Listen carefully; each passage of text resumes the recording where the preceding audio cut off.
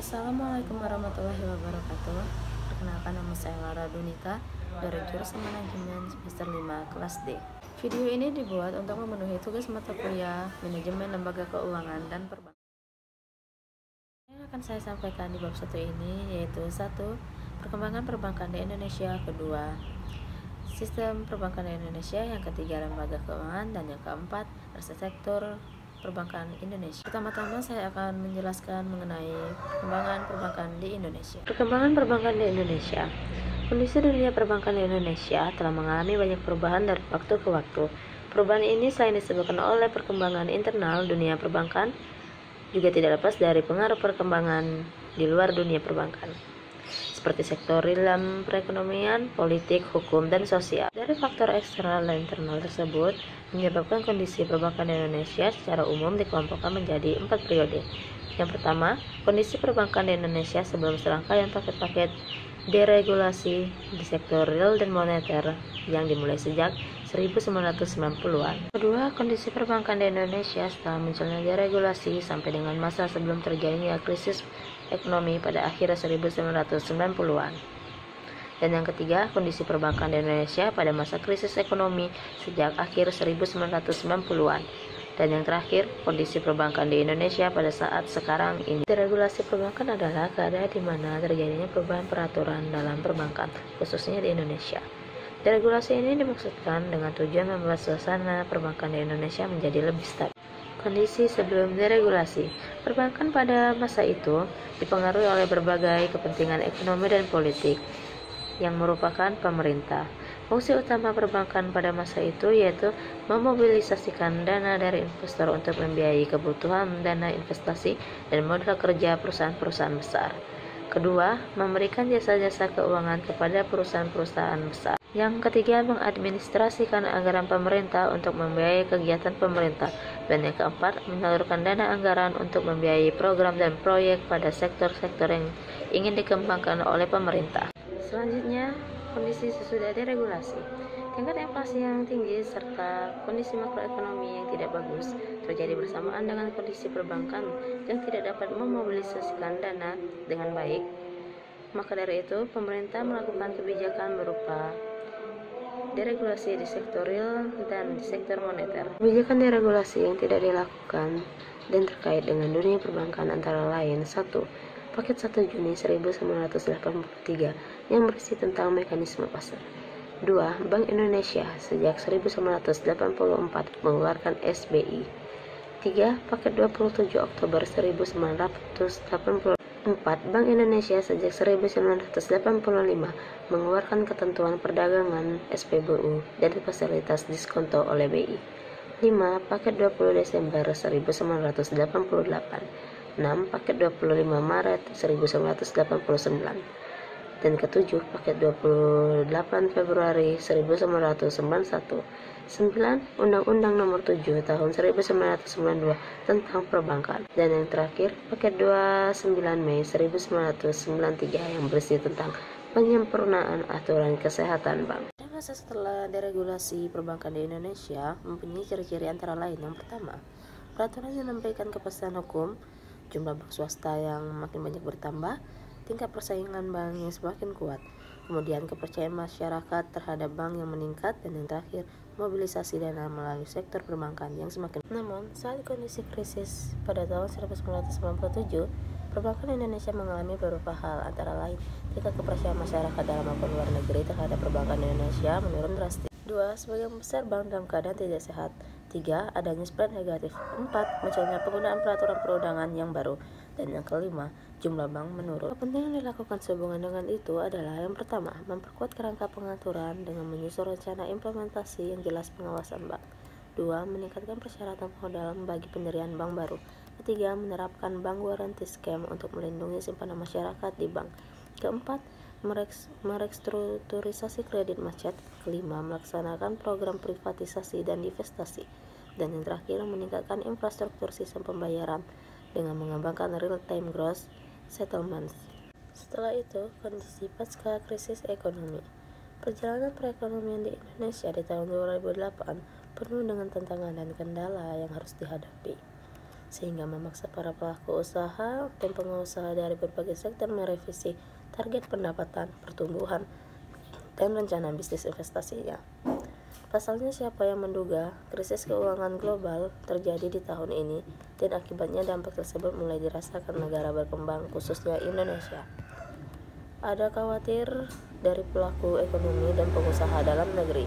Pasalnya, banyak ramalan dan analisis dari pengamat ekonomi memperkirakan dampak dari resesi ekonomi dunia akan terasa pada tahun depan, sehingga memaksa pemerintah harus bekerja keras, memutar otak, mengantisipasi dampak lebih buruk di tahun mendatang. Selanjutnya, kondisi perbankan terkini. Otorisasi Jasa Keuangan menegaskan, sampai saat ini kondisi kesehatan bank secara umum masih bagus. Dari 118 bank, sebagian besar memiliki rating 2 atau bagus, dan hanya sekitar 10% yang memiliki rating 3 atau standar. Kredit tumbuh 4,18%, dana tumbuh sekitar 4,5%. Masih terdapat pertumbuhan walaupun tidak secepat semester 1 2015, melambat karena pengaruh kondisi ekonomi. Baiklah, selanjutnya saya akan menjelaskan materi mengenai sistem perbankan di Indonesia. Sistem perbankan merupakan suatu bagian integral dari sistem moneter. Sistem moneter terdiri dari bank-bank atau lembaga-lembaga yang ikut menciptakan uang viral. Sistem moneter ini merupakan bagian dari sistem keuangan di Indonesia. Sistem perbankan yaitu antara lain menyelenggarakan lalu lintas pembayaran yang efisien sehingga mekanisme tersebut dapat dilakukan secara cepat, akurat dengan biaya yang relatif kecil. Yang kedua, melakukan fungsi intermediasi guna mempercepat pertumbuhan ekonomi. Dan yang ketiga, menjaga stabilitas tingkat bunga melalui kebijakan moneter. Jenis lembaga perbankan dibedakan menjadi 3, yaitu yang pertama, bank sentral, bank umum, dan bank asing. Peranan bank terbagi menjadi 3. Yang pertama, peranan bank dalam negeri. Yang kedua, peranan bank di luar negeri. Dan yang ketiga, peranan bank di dunia usaha. Fungsi bank. Secara umum, fungsi bank adalah menghimpun dana dari masyarakat dan menyalurkan kembali kepada masyarakat untuk berbagai tujuan atau sebagai financial intermediary. Secara spesifik, bank dapat berfungsi sebagai berikut. 1. Agent of trust, yaitu lembaga yang landasannya kepercayaan. Dasar utama kegiatan perbankan adalah kepercayaan atau trust, baik dalam penghimpunan dana maupun dalam penyaluran dana. 2. Agent of development, yaitu lembaga yang memobilisasi dana untuk pembangunan ekonomi.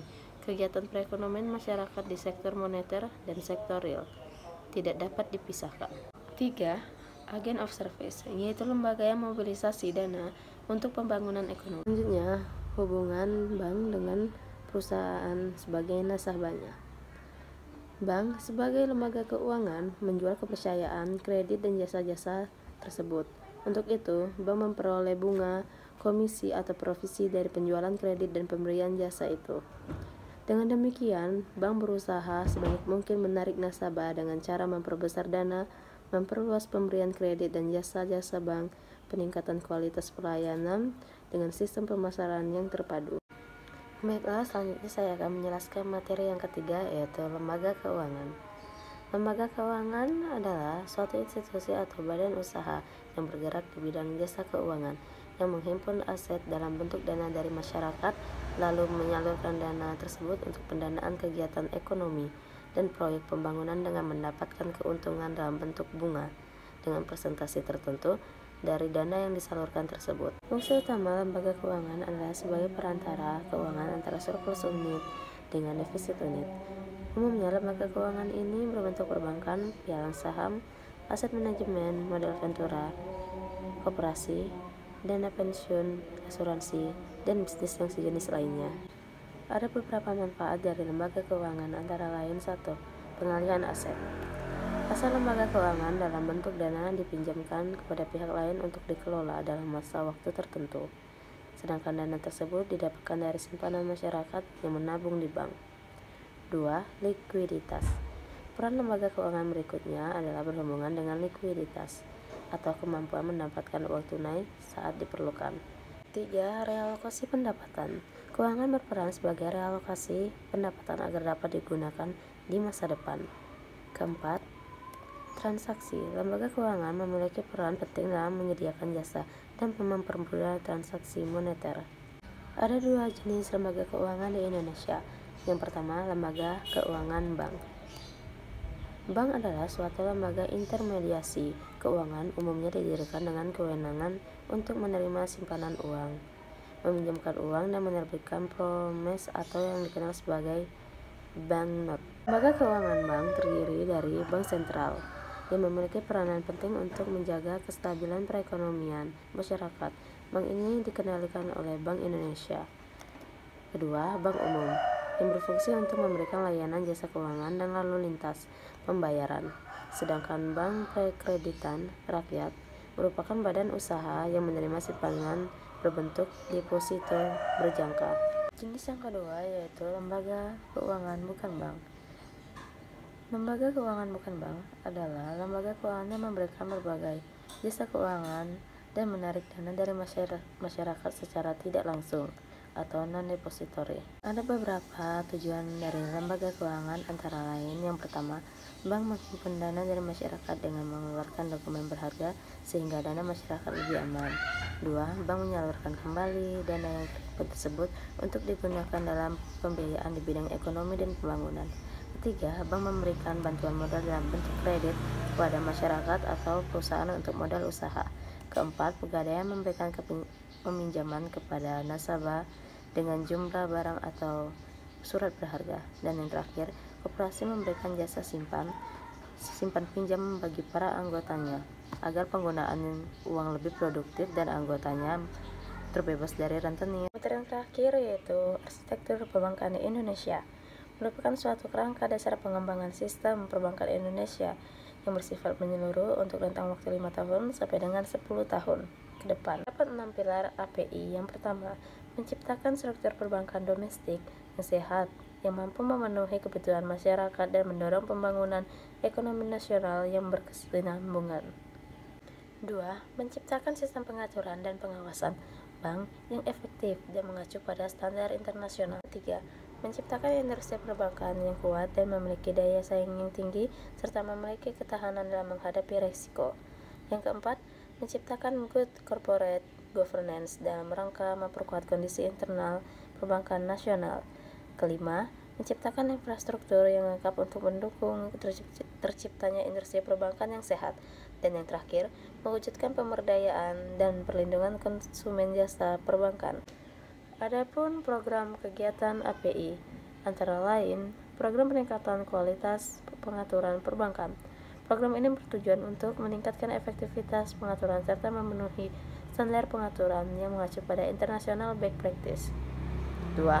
Program peningkatan fungsi pengawasan. Hal ini dicapai dengan peningkatan kompetensi pemeriksaan bank, meningkatkan koordinasi antara lembaga pengawas, pengembangan pengawas berbasis risiko, peningkatan efektivitas enforcement, dan konsolidasi organisasi sektor perbankan di Bank Indonesia. Dan program peningkatan kualitas manajemen dan operasional perbankan.